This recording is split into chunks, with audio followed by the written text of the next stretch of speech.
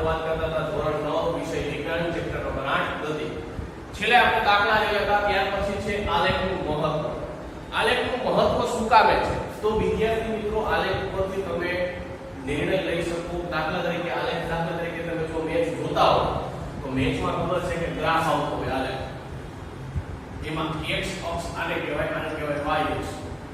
x અક્ષ ઉપર લીધા હોય અવર અને y અક્ષ ઉપર લીધા હોય રન. તો તમે જ્યારે તમને ગ્રાફ દેખાડવામાં આવે છે તો તમે એમાં ઈઝીલી તમે જોઈ શકો છો કે ગ્રાફ તમને દોર્યો. દાખલા તરીકે ભાઈ 5 ઓવર છે, 1 થી 50 ઓવરનો મેચ હોય તો 1 2 3 4 આવી રીતે 50 ઓવર અહીંયા દર્શાવેલું હોય. પણ અહીંયા રન દર્શાવેલા હોય તો રન દર્શાવેલા હોય ત્યારે તમે આલેખનું ઓબ્ઝર્વેશન કરો છો, એટલે આલેખનું જ્યારે તમે અવલોકન કરો તો તમે ઈઝીલી આલેખ ઉપરથી તમે કહી શકો કે કઈ ઓવરમાં વધારે રન આવ્યા હતા, કઈ ઓવરમાં ઓછા રન આવ્યા હતા, કઈ ઓવર મેડન ગઈ હતી અથવા કઈ ઓવરમાં વિકેટ આવી. બરાબર, ઈઝીલી તમે આલેખ ઉપરથી તમે જોઈ શકો. તો આલેખનું મહત્વ તમને ખબર પડે કે ઈઝીલી તમારે કોઈ વસ્તુને જો તમારે ઓબ્ઝર્વેશન કરવી હોય તો તમે ઈઝીલી એનું ઓબ્ઝર્વેશન કરી શકો, એટલે અવલોકન કરી શકો. ત્યાર પછી આલેખમાં આપણે ખબર છે કે x આડી લાઈન જે હોય, ગણિતમાં તમને ખબર છે કે આડી લાઈન હોય એને કહેવાય x અક્ષ, ઊભી લાઈન હોય એને કહેવાય y અક્ષ. તો x અક્ષ ઉપર મેં લીધેલો છે સમય, અને શેમાં સમય લીધેલો છે? તો કે સમય લીધેલો છે મિનિટમાં. અને કેટલી મિનિટ આપેલી છે? તો કે 20 મિનિટ, 40 મિનિટ અને 60 મિનિટ અને અહીંયા 0. અને y અક્ષ ઉપર મેં લીધેલું છે અંતર. તો y અક્ષ ઉપર છે અંતર અને શેમાં લીધેલું છે? તો કે કિલોમીટર. અને કેટલું અંતર છે? તો કે 10 20 30 40 50 આવું અંતર આપેલું છે. તો આપણે ખબર છે કે ભાઈ નિયમિત ગતિ આપણે શીખી ગયા હતા કે જો એક સરખા અંતર કાપતો હોય, એટલે કે આપેલા સમયગાળામાં જો કોઈ પદાર્થ એક સરખું અંતર કાપતો હોય તો તે પદાર્થ નિયમિત ગતિ કરે છે એમ કહેવાય. તો એનો મતલબ એવો કે અહીંયા આપણે OB જે ભાગ વિચારીએ છીએ, O થી લઈને B સુધીનો જે ભાગ મેં લીધો, બરાબર, એ કેવી ગતિ કરે છે? તો કે સુરેખ પથ ઉપર ગતિ કરે છે. સુરેખનો મતલબ કેવો થાય? તો કે જો સીધી રેખા આપેલી હોય ને સુરેખ ગતિ કરે તેમ કહેવાય. એટલે કે અહીંયા એક O અને B ભાગ લીધો છે. એ OB ભાગ કેવી ગતિ કરે છે? તો કે સુરેખ ગતિ કરે છે. OB ભાગ છે એ કેવી ગતિ કરે? તો કે સુરેખ. એટલે મેં અહીંયા B બિંદુ આપી દીધું. હવે તો કે કોઈ એક નાનો ભાગ વિચારો. આ જે OB ભાગ હતો એ સુરેખ ગતિ કરે છે, એટલે કે એક સરખા સમયગાળામાં એક સરખું અંતર કાપે. તો કોઈ એક નાનો ભાગ વિચારો કે શું કરીશ? તો કે OB ઉપર એક નાનો ભાગ A અને B લઈ લઈશ. મેં શું કર્યું? OB ઉપર એક નાનો ભાગ શું લીધો? તો કે A અને B. હવે તો કે A અને B ઉપરથી એક અક્ષને સમાંતર તમે લીટા દોરો. એટલે એક અક્ષને સમાંતર લીટા દોરીશ.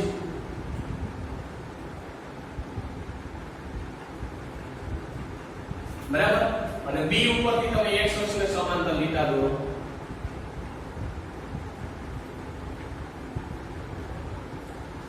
હવે A અને B ઉપરથી y અક્ષને સમાંતર લીટા દોરો. y અક્ષને સમાંતર લીટા એટલે ઊભા લીટા થશે. અને B ઉપરથી y અક્ષને સમાંતર લીટા દોરો. તેનો મતલબ એવો કે આ A અને આ B જ્યાં બે ભેગા થયા એ બિંદુનું નામ આપો C. એટલે કે A ઉપરથી પ્રારંભિક અંતર કઈ હોય છે કે S1 અને પછી અંતર છે S2. તેનો મતલબ એવો કે તફાવત કેટલો જોવા મળ્યો? તો તફાવત હંમેશા બીજામાંથી પેલું બાદ થાય એટલો તફાવત જોવા મળ્યો. અને સમય જો તો કે પહેલો સમય હતો T1 અને બીજો સમય હતો T2. તો તફાવત કેટલો જોવા મળ્યો? તો તફાવત બીજામાંથી પેલું બાદ થાય એટલો તફાવત જોવા મળ્યો, એટલે કે T2 - T1 જેટલો તફાવત જોવા મળ્યો.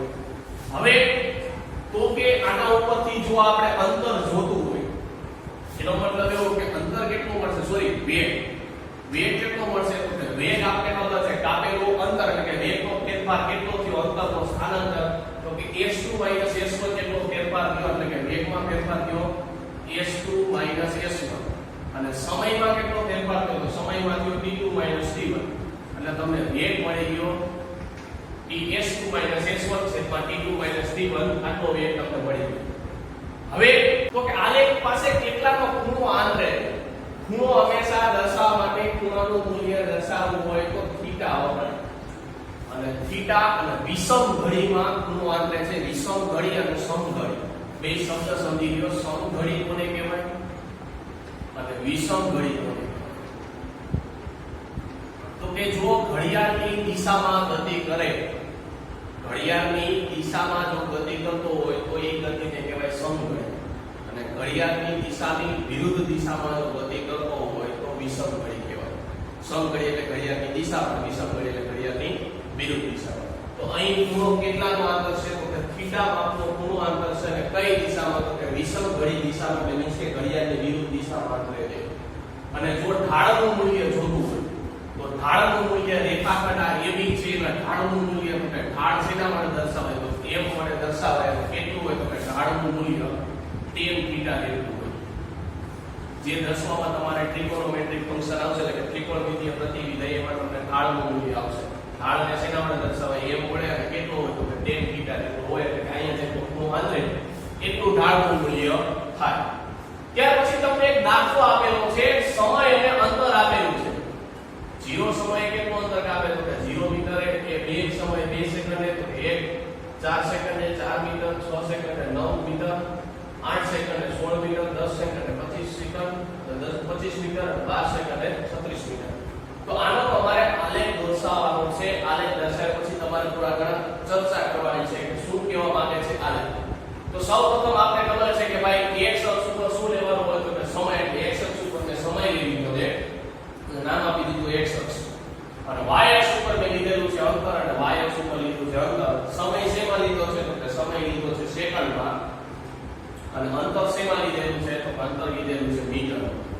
હવે આલેખના તમે પોઈન્ટ મૂકતા જાઓ પછી તમે અવલોકન કરો કે આલેખમાં શું જોવા મળે છે. તો કે આલેખમાં 0 સેકન્ડે 0 મીટર અંતર કાપેલું હતું ને કાયમ કરતા.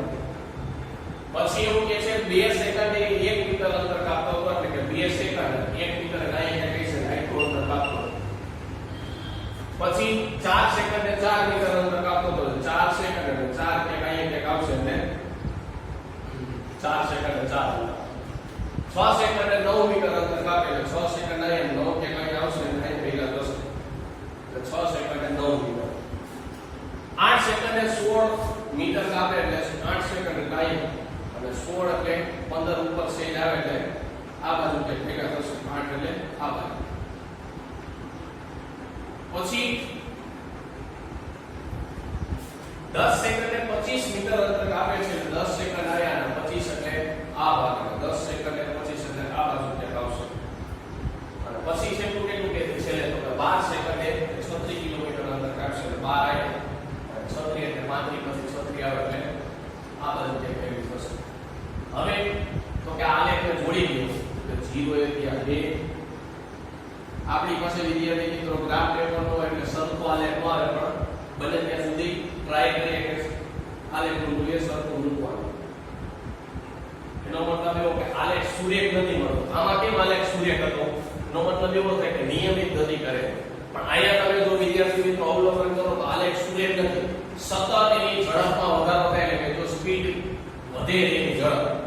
તો આનો મતલબ એવો થયો કે આપણે પ્રવેગના કિસ્સામાં શીખી ગયા હતા કે જો પ્રવેગમાં એટલે કે વેગનો ફેરફાર વધે એટલે કે જો વેગ સતત વધતો હોય તો આલેખ કેવી ગતિ કરે? તો કે પ્રવેગી ગતિ કરે. પણ કેવી? તો કે અચળ પ્રવેગી ગતિ. એનો મતલબ એવો કે વેગમાં સતત વધારો થાય છે. વેગમાં સતત વધારો થતો હોવાથી આ જે ગાડી કેવી ગતિ કરે છે? તો કે અચળ પ્રવેગી ગતિ કરે. અને બીજું એવું શીખી ગયા હતા કે જો વેગમાં સતત ઘટાડો થતો હોય, તેનો અવલોકન તો વેગમાં સતત વધારો થતો હોય તો આલેખ કેવી ગતિ કરે? તો કે આલેખ અચળ પ્રવેગી ગતિ કરે. પણ જો વેગમાં સતત ઘટાડો થતો હોય તો આલેખ અચળ પ્રતિપ્રવેગી ગતિ કરે. આવું આપણે શીખી ગયા હતા. અને જ્યારે અચળ પ્રવેગી ગતિ કરતો હોય ત્યારે પ્રવેગનું મૂલ્ય પ્રવેગને a વડે દર્શાવાય અને પ્રવેગનું મૂલ્ય હંમેશા કેવું આવે? તો કે પ્લસ. પણ જ્યારે અચળ પ્રતિપ્રવેગી ગતિ કરતો હોય ત્યારે પ્રતિપ્રવેગી એટલે કે પ્રવેગીનું મૂલ્ય કેટલું આવે? તો કે માઈનસ. કારણ કે વેગમાં સતત કેવો થાય છે? ઘટાડો થાય છે. વેગમાં સતત ઘટાડો થતો હોવાથી નિશાની કેવી આવે છે? માઈનસ ની. અને વેગમાં સતત વધારો થતો હોવાથી વેગની નિશાની પ્રવેગની નિશાની કેવી આવે છે? પ્લસ. ફરીથી આલેખ અહીં સુરેખ નથી. સતત વેગમાં વધારો થાય છે. સતત વેગમાં વધારો થતો હોવાથી આલેખમાં જે કઈ અવલોકન આપણે આપેલા છે કેવી ગતિ કરે તો કે અચળ પ્રવેગી ગતિ કરે છે. કારણ કે પ્રવેગનું મૂલ્ય કેવું થાય છે તો કે વધે, એટલે કે વેગમાં સતત વધારો થતો હોવાથી આલેખ કેવી ગતિ કરે તો કે આલેખમાં જે કઈ મૂલ્ય આપેલા છે ગતિ કેવી કરે તો કે અચળ પ્રવેગી. ત્યાર પછી તો વિદ્યાર્થી મિત્રો એક ગ્રાફ આપેલો છે વેગ કિલોમીટર પ્રતિ કલાક અને સમય કલાકમાં આપેલા છે અને x અક્ષ ઉપર સમય લીધેલો છે 1 કલાક 2 કલાક 3 કલાક અને 4 કલાક અને y અક્ષ ઉપર વેગ લીધેલો છે 10 કિલોમીટર પ્રતિ કલાક 20 કિલોમીટર પ્રતિ કલાક 30 કિલોમીટર પ્રતિ કલાક 40 કિલોમીટર પ્રતિ કલાક અને 50 કિલોમીટર પ્રતિ કલાક. એટલે કે આલેખ તમને કેના વિરુદ્ધ આપેલો છે તો કે વેગ વિરુદ્ધ સમયનો આલેખ આપેલો છે. એટલે કે વેગ એટલે v વિરુદ્ધ એટલે વિરુદ્ધની નિશાની આવી રીતે દર્શાવવાની અને વેગ વિરુદ્ધ t નો આલેખ તમને આપેલો છે. તો સૌપ્રથમ તમે જ્યારે આલેખ ઉપરથી અવલોકન કરશો તો આલેખ ઉપરથી જ્યારે તમે અવલોકન કરો તો એ તમને જોવા મળે છે કે જ્યારે વેગ 40 કિલોમીટર પ્રતિ કલાકની અચળ વેગથી ગતિ કરે છે એનો મતલબ એવો કે એક અક્ષને સમાંતર તમને રેખા મળે છે. એટલે એનો મતલબ એવો કે સમય સાથે આલેખનો વેગ એટલે કે જે આ વેગ છે એ સમય સાથેની ઊંચાઈ બદલતી નથી. એટલે મીન્સ કે અહીંથી તમે ઊંચાઈ લો, અહીંથી ઊંચાઈ લો, અહીંથી ઊંચાઈ લો, અહીંથી ઊંચાઈ લો, એટલે કે એક સરખા સમયગાળામાં એક સરખું અંતર કાપતો નથી. મીન્સ કે અચળ વેગથી ગતિ કરે છે. સમય સાથેની એને કોઈ સંબંધ નથી. ડાયરેક્ટ અચળ વેગથી ગતિ કરે છે. કેટલી ગતિ કરે તો કે 40 કિલોમીટર પ્રતિ કલાકની. તો જ્યારે અચળ વેગથી આવી રીતના ગતિ કરતો હોય તો ત્યારે હંમેશા યાદ રાખવું કે અચળ વેગથી ગતિ કરતો હોય ત્યારે વેગ અને સમયનું ગુણાકારનું મૂલ્ય શેનું મૂલ્ય આપે તો વેગ અને સમયનો ગુણાકાર કરો એટલે હંમેશા સ્થાનાંતરનું મૂલ્ય આપે. કેવી રીતે તો આપણે ખબર છે વેગનું સૂત્ર ભણી ગયા. વેગ બરાબર આપણે ખબર છે સૂત્ર શું થાય તો કે સ્થાનાંતર છેદમાં સમય. સમય ભાગાકારમાં છે, સમયનો ઉપર જવા દો એટલે ગુણાકાર થાય એટલે વેગ બરાબર વેગ ગુણ્યા સમય. અને કેટલું મૂલ્ય હોય તો કે સ્થાનાંતરનું મૂલ્ય આપે. એટલે કે જ્યારે અચળ વેગથી ગતિ કરતો હોય ત્યારે વેગ ગુણ્યા સ્થાનાંતર કરો એટલે હંમેશા કેનું મૂલ્ય આપે તો કે સ્થાનાંતરનું મૂલ્ય આપે. કેવી રાશિ તો કે સ્થાનાંતર આપણે વિદ્યાર્થી મિત્રો ખબર છે સ્થાનાંતર કેવી રાશિ છે તો કે સદિશ રાશિ છે. હવે તો એ સ્થાનાંતરનું મૂલ્ય કેટલું હોય તો યાદ રાખજો સ્થાનાંતરનું મૂલ્ય એ બંધ આકૃતિ દ્વારા ઘેરાયેલા ક્ષેત્રફળ જેટલું હોય. ફરીથી યાદ રાખો વિદ્યાર્થી મિત્રો સ્થાનાંતરનું મૂલ્ય કેટલું હોય તો કે બંધ આકૃતિ દ્વારા ઘેરાયેલા ક્ષેત્રફળ જેટલું હોય. તો આપણે વાત કરીએ કે ભાઈ 40 કિલોમીટર પ્રતિ કલાકની અચળ વેગથી ગતિ કરે છે તો કોઈ પણ બે બિંદુ લઈ લીધા. પહેલું બિંદુનું નામ આપ્યું A અને બીજા બિંદુનું નામ આપ્યું મેં B. હવે A ઉપરથી તમે y અક્ષને સમાંતર રેખા દોરો એટલે y અક્ષને સમાંતર રેખા મેં દોરી અને જ્યાં છેદે તેનું નામ આપી દીધું મેં C અને સમય કયો હતો તો કે t1 હતો. હવે તો કે B ઉપરથી y અક્ષને સમાંતર રેખા દોરો અને જ્યાં છેદે તેનું નામ આપી દીધું t2 સમયનું નામ અને એનું નામ આપી દીધું મેં કેપિટલ D. એનો મતલબ એવો ફેરફાર કેટલો થયો તો કે બીજામાંથી પહેલું બાદ થાય એટલો ફેરફાર થયો. અને આ AC જેટલો ભાગ છે એટલો ભાગ કોને છે BD. એનો મતલબ એવો AC કેટલો ભાગ છે તો કે પહેલું અંતર છે 40 અને છેલ્લું 0 છે એટલે અહીંયા ફેરફાર કેટલો થયો તો અહીંયા ફેરફાર જોશો તો ફેરફાર થાય 40 - 0 એટલે જવાબ આવશે 40. એનો મતલબ એવો કે AC વાળો ભાગ કેટલો છે તો કે AC વાળો ભાગ છે 40 અને BD વાળો ભાગ કેટલો થાય તો કે BD વાળો ભાગ પણ 40 જ થાય. એવી રીતે CD નો ફેરફાર કેટલો છે તો કે T2 - T1. એવી જ રીતે સેમ ટુ સેમ AB કેટલું થાય તો કે AB તમારું થાય T2 - T1. તો આપણે આપણા વિદ્યાર્થી મિત્રો યાદ કર્યો કે ભાઈ સ્થાનાંતરનું મૂલ્ય કેટલું મળે તો કે બંધ આકૃતિ દ્વારા ઘેરાયેલા ક્ષેત્રફળ જેટલું મળે એટલે કે સ્થાનાંતરનું મૂલ્ય એટલે કે S અને બંધ આકૃતિ એટલે કોણ થયું તો કે લંબચોરસ ABCD ના ક્ષેત્રફળ જેટલું થાય. તો એનો મતલબ એવો કે આપણે ખબર છે કે ABCD નું ક્ષેત્રફળ અને લંબચોરસનું ક્ષેત્રફળ થાય તો કે લંબાઈ ગુણ્યા પહોળાઈ. લંબાઈ એટલે આપણે લઈ લીધી AB અને પહોળાઈ લઈ લીધી AC. એનો મતલબ એવો AB વાળો ભાગ કોણ છે તો કે T2 - T1 અને AC વાળો ભાગ કેટલો છે તો કે 40 - 0 એટલે 40. એનો મતલબ એવો કે સ્થાનાંતરનું મૂલ્ય એવું 40 T2 - T1 અને કિલોમીટરમાં અંતર આવ્યું છે. તો ખાસ યાદ રાખજો વિદ્યાર્થી મિત્રો કે જ્યારે કોઈ પણ વસ્તુનું મૂલ્ય જોતું હોય આલેખ દ્વારા કોઈ બંધ આકૃતિ દ્વારા ઘેરાયેલા ક્ષેત્રફળ જેટલું હોય એટલે એ સ્થાનાંતરનું મૂલ્ય કેટલું થયું તો સ્થાનાંતરનું મૂલ્ય થયું 40 કૌંસમાં t2 - t1 કિલોમીટર. ત્યાર પછીનો દાખલો છે કે સમય અને કારનો વેગ તમને આપેલો છે મીટર પ્રતિ સેકન્ડમાં, પણ આપણે દાખલામાં ખબર છે કે વેગ શેમાં લઈ છે તો કે કિલોમીટર પ્રતિ કલાક. તો મીટર પ્રતિ સેકન્ડમાંથી કિલોમીટર પ્રતિ કલાકમાં ફેરવવું હોય તો આ 2 મિનિટ ધ્યાન આપી દેજો, કારણ કે એક માર્કનો દાખલો તમને પૂછી શકે મીટર પ્રતિ સેકન્ડમાંથી કિલોમીટર પ્રતિ કલાકમાં અને કિલોમીટર પ્રતિ કલાકમાંથી મીટર પ્રતિ સેકન્ડમાં ફેરવવાનો દાખલો. પહેલેનું આપણે ખબર છે કે 0 હોય તો અહીં જવાબ કેટલો આવે 0. પણ હવે યાદ રાખો કે 2.5 છે એ 2.5 ને તમારે કિલોમીટર પ્રતિ કલાકમાં ફેરવવું છે. સાંભળો તો 2.5 તમને આપ્યું છે મીટર પ્રતિ સેકન્ડમાં. કિલોમીટર પ્રતિ કલાકમાં ફેરવવું હોય અત્યારે આને શેમાં ફેરવો છો કે કિલોમીટર પ્રતિ કલાક. તો યાદ રાખજો 2.5 હવે આને પોઈન્ટને દૂર કરો એટલે આપણે ખબર છે છેદમાં કેટલા આવે 10. જ્યારે કિલોમીટર પ્રતિ કલાકમાં ફેરવવું હોય એટલે છેદમાં આપણે ખબર છે 1 કિલોમીટર બરાબર 1000 મીટર થાય એટલે 1000 કરી નાખવાનું અને ગુણ્યા કેટલા કરી નાખવાના 3600, કારણ કે 1 કલાક બરાબર 3600 સેકન્ડ થાય. જ્યારે 1 કિલોમીટર પ્રતિ કલાકમાં ફેરવવું હોય ત્યારે શું કરવાનું ભાગ્યા 1000 ગુણ્યા 3600 છેદુડાડ નાખો 1 0 1 0 1 0 1 0 ઉડી જાય 10 10 100 એટલે એનો મતલબ એવો કે 25 કેટલા થઈ ગયા 100 અને 9 ચોક 36 એટલે જવાબ આવ્યો 9. એ રીતે 50 ને તો મીન્સ કે 5 આપેલા છે 5 ને તમારે ફેરવવું હોય કિલોમીટર પ્રતિ કલાકમાં એટલે 5 ગુણ્યા આપણે ખબર છે ફેરવવું હોય એટલે ભાગ્યા કેટલા 1000 અને ગુણ્યા કેટલા કરવાના 3600 એટલે કે 2 0 2 0 ઉડી ગયા 5 દૂર 10 18 દૂર 36 લાઈન 18. એનો મતલબ એવો કે અહીંયા એક સરખો વધારો થાય. અહીંયા એક સરખો વધારો થાય એટલે 9 1 9 9 2 18 9 તરીકે કેટલા થઈ ગયા 27 9 36 9 50 45 ને પછી કે 54. એનો મતલબ છેલ્લો જવાબ આવ્યો 54. આ થઈ ગઈ કિલોમીટર પ્રતિ કલાકમાંથી મીટર પ્રતિ સેકન્ડ તેમાંથી કિલોમીટર પ્રતિ કલાક. હવે તમને આપેલું છે તો આ દાખલાને તમારે આમાં જવું જોઈએ. જો આમાંથી તમે આમાં જતા હતા મીન્સ કે મીટર પ્રતિ સેકન્ડ આવી હોય એટલે કિલોમીટર પ્રતિ કલાકમાં ફેરવતા હતા શું કરતા હતા તો ભાગ્યા 1000 ગુણ્યા 3600. ઉલટું તમને આપેલા છે 9 કિલોમીટર પ્રતિ કલાક એને તમારે ફેરવવાના છે મીટર પ્રતિ સેકન્ડમાં. તો શું કરવાનું ઓમાં તમે ભાગ્યા 1000 કરતા હતા એને તમારે શું કરવાનું ગુણ્યા 1000. ઓમાં તમે ગુણ્યા 3600 કરતા હતા આમાં તમારે શું કરવાનું ભાગ્યા 3600.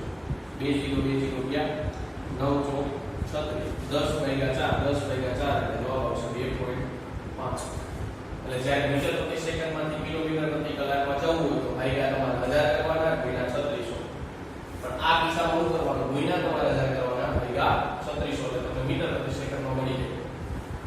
તો આયા તમને મીટર પ્રતિ સેકન્ડમાં તમને અવલોકન મળી ગયા. તો એક ડ્રાઈવરની બાજુમાં જે કઈ માણસ બેઠેલો હતો એને અવલોકન કર્યું 10 5 5 સેકન્ડ એ તો વેગમાં 2.5 બીજી 5 સેકન્ડ 5 7.5 10 12.5 અને 15 મીટર પ્રતિ સેકન્ડમાં આવી રીતે વેગ જોવા મળ્યા. તો એ આ ઉપરથી આપણે જ્યારે આલેખ દોરશી તો આલેખ ઉપરથી પછી આપણે ચર્ચા કરશી અને મૂલ્ય કેટલું મળશે એ આપણે ચેક કરશું. તો આલેખના પોઈન્ટને તમે ગ્રાફ ઉપર દર્શાવી દીધું કે ભાઈ 0 સેકન્ડ ને 0 લીધું. પછી 5 સેકન્ડે કેટલા કિલોમીટર પ્રતિ કલાક જોવા મળે તો કે 5 સેકન્ડે 9 કિલોમીટર પ્રતિ કલાક જોવા મળે. પછી 10 સેકન્ડે તો કે 10 સેકન્ડે 18 જોવા મળે. પછી 15 તો કે 15 જોવા મળે છે 27. પછી 20 તો કે 20 જોવા મળે છે 36 તો 20 36 અને 25 તો કે 25 જોવા મળે છે 12 45 અને 25 45 જોવા મળે છે અને 30 જોવા મળે છે 54 અને 30 જોવા મળે છે 54. આલેખની લાઈનને જોડી દો પણ આપણી પાસે ગ્રાફ પેપર સરખું ન હોય એટલે સરખો આલેખ ન પણ આવી શકે. તો આલેખ આપણે મળી ગયો. આલેખ મળ્યા પછી તો કે આપણે જુઓ તો કે આનો આપણે પહેલા આપણે જે આલેખની ચર્ચા કરી હતી એવો તમને આલેખ મળ્યો મીન્સ કે સુરેખ આલેખ મળ્યો. એનો મતલબ એવો કે પદાર્થ કેવી ગતિ કરે છે તો કે પદાર્થ જે કે તમને અવલોકન આપેલા છે અવલોકન ઉપરથી તમે એવું કહી શકો કે જે કાંઈ ગાડીના અવલોકન આપેલા છે એ ગાડી સુરેખ પથ ઉપર ગતિ કરે છે. કારણ કે એક સરખા સમયગાળામાં એક સરખું અંતર કાપે છે. એનો મતલબ એવો ગતિ કેવી કરે છે તો કે સુરેખ ગતિ કરે છે. હવે વાત કરીએ સુરેખ ગતિ કરતો હોય તો વેગ અને સ્થાનાંતર સમયના ગુણાકારનું મૂલ્ય કેટલું હોય તો કે સ્થાનાંતર જેટલું હોય. જે આપણે આગળના ગ્રાફમાં શીખી ગયા કે વેગ અને સ્થાનાંતર સમયનું મૂલ્ય કેટલું મળે તો કે સ્થાનાંતરના મૂલ્ય જેટલું મળે અને કેટલું હોય તો કે ઈ જે આલેખ દ્વારા ઘેરાયેલા ક્ષેત્રફળ જેટલું હોય. એ જે બંધ આકૃતિ હોય, બંધ આકૃતિ દ્વારા ઘેરાયેલા ક્ષેત્રફળ જેટલું હોય એનો મતલબ એવો કે બે પોઈન્ટ આપણે કન્સિડર કરી લઈએ. તો કે ભાઈ એક પોઈન્ટનું નામ આપ્યું કે A, બીજા પોઈન્ટનું નામ આપ્યું B. ઈ પ્રોસેસ જેમાં એક ને એ જ રીતના પ્રોસેસ કરો ભાઈ. y અક્ષ ને તમે સમાંતર લીટા દોરો એટલે y અક્ષ ને સમાંતર લીટા દોરશો એટલે જ્યાં છે તે ત્યાં નામ આપ્યું કે D, સોરી C. અને B ઉપરથી y અક્ષ ને સમાંતર લીટા દોરો જ્યાં છે તે નામ આપ્યું કે D. એનો મતલબ એવો કે અહીંથી હું એક ભાગ પાડી નાખીશ અને આનું નામ આપું છું E. તો આલેખ દ્વારા ઘેરાયેલું ક્ષેત્રફળ કેટલું દીધું કે A C D B જેટલું ઘેરાયેલું ક્ષેત્રફળ થયું. પણ એ ઘેરાયેલા ક્ષેત્રફળ કેટલું મળે તો કે સ્થાનાંતરના મૂલ્ય જેટલું મળે એટલે કે સ્થાનાંતરનું મૂલ્ય કેટલું થયું કે S. અને કેટલું મળે તો કે જો A C D E ભાગ કયો છે તો કે લંબચોરસનો અને A E B ભાગ કયો છે તો ત્રિકોણનો. અને એનો મતલબ એવો કે લંબચોરસ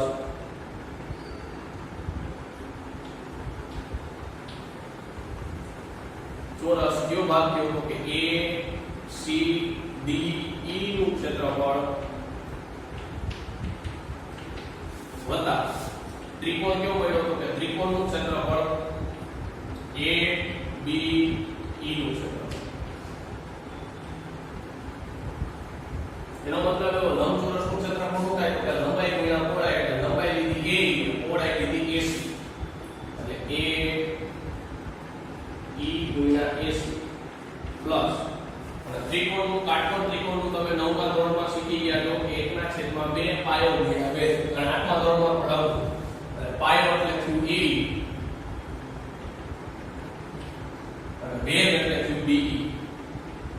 તો સ્થાનાંતરનું મૂલ્ય કેટલું મળ્યું તો કે લંબચોરસ દ્વારા ઘેરાયેલા ક્ષેત્રફળ અને ત્રિકોણ દ્વારા ઘેરાયેલા ક્ષેત્રફળ જેટલું સ્થાનાંતરનું મૂલ્ય મળ્યું. પછી તો કે વિદ્યાર્થી મિત્રો યાદ રાખજો જ્યારે તમને કોઈ પણ વસ્તુનું મૂલ્ય મેળવવાનું કે એટલે તમારે ખાલી એટલું જ કરવાનું કે બંધ આકૃતિ દ્વારા કેટલું ઘેરાયેલું ક્ષેત્રફળ છે.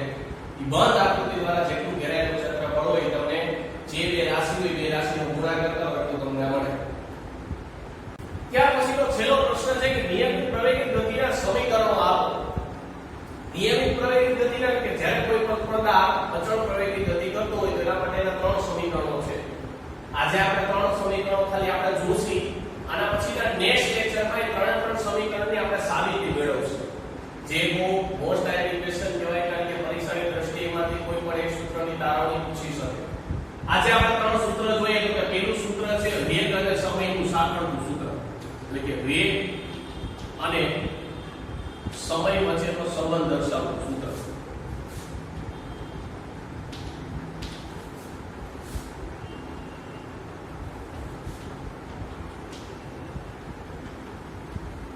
ક્યુ સૂત્ર છે તો કે v બરાબર u પ્લસ a t. વેગ અને સમય વચ્ચેનો સંબંધ દર્શાવતું સૂત્ર કયું છે તો કે v બરાબર u પ્લસ a t. બીજું સૂત્ર છે અંતર અને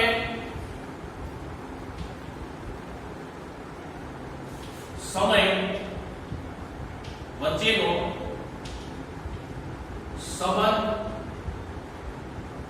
દર્શાવતું સૂત્ર ક્યુ છે તો કે s બરાબર ut પ્લસ 1/2 at ની